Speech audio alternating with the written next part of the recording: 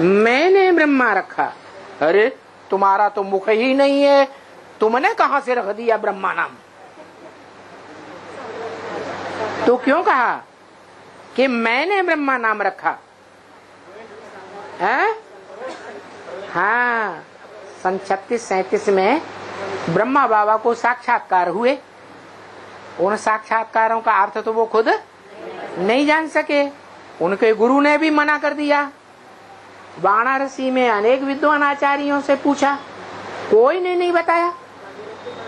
तो अपनी दुकान का जो भागीदार था, जिसको 10 साल से मैनेजर बनाया हुआ था, जिसकी सच्चाई पर बाबा को बहुत विश्वास था, जिसके ऊपर सारी दुकान सौंप करके खुद ब्रह्मा बाबा सत्संग करने चले गए थे सिंध हैदराबाद में, सारी दुकान सौंप के, इतना विश्वास था। उसके पास पहुंचे, वो भी हीरों का छोटा सा व्यापारी था, लेकिन उसकी छोटी सी दुकान थी और ब्रह्मा बाबा की बड़ी भव्य दुकान थी। राजे महाराजाएं उन्हें बुलाते थे। तो हीरों का बाजार हो, कोई छोटा दुकानदार हो, छोटी दुकान रखने वाला, तो उस दुकान को देख करके लोग छोटी दुकान पे जाएंगे या बड़े दुकान पे जाएंगे? सब बड़े दुकान पे जाने वाले थे, छोटी दुकान चलती ही नहीं थी। ब्रह्मा बाबा का वो बहनोई था। तो बाबा ने देखा कि मेरी तो लागत अब इस धंधे में नहीं लग रही है,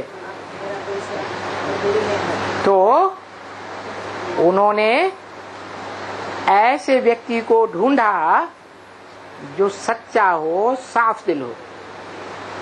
तो उन्हें कोई नजर नहीं आया, वही बहनोई नजर आया जो गरीब हीरों का व्यापारी था।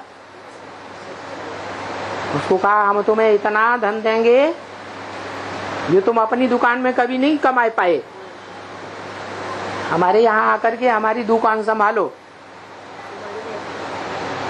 तो ठीक, जब बाबा को अपने साक्षात्कारों का रहस्य उस भागीदार से पता चला, तो साक्षात्कारों का अर्थ जाना कि जो सफेद पोष का साक्षात्कार हुआ, उसका मतलब है तुम्हें ब्रह्मा का पार्ट बजाना है। तो बाबा ने प्रैक्टिकली साक्षात्कार किया था और कोई ने तो किया नहीं। भागीदार ने तो साक्षात्कार का अर्थ बताया, खुद तो साक्षात्कार नहीं किया था। तो ब्रह्मा बाबा को निश्चय पक्का बैठ गया कि मैं क्या बनने वाला हूँ? ब्रह्मा बनने वाला हूँ।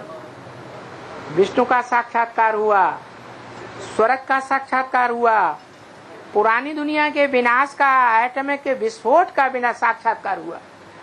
ये सारे साक्षात्कारों का अर्थ जब पता चल गया तो साबित हो गया कि ब्रह्मा नाम किसने रखा है? भागीदार के मुख से शिव बाप ने रखा। तो प्रैक्टिकली बड़ी माँ कौन हुई है? कौन? दादा लेखराज बड़ी ब्रह्मा हुई। वो ब्रह्मा रचयिता है या रचना है? हैं? रचना है। रचयिता कौन हुआ? वही भागीदार जिसने दादा लेखराज को कहा कि तुम्हें ब्रह्मा के रूप में पार्ट बजाना है। इसलिए आज तक भी परंपरा में, आज गवर्नमेंट में ये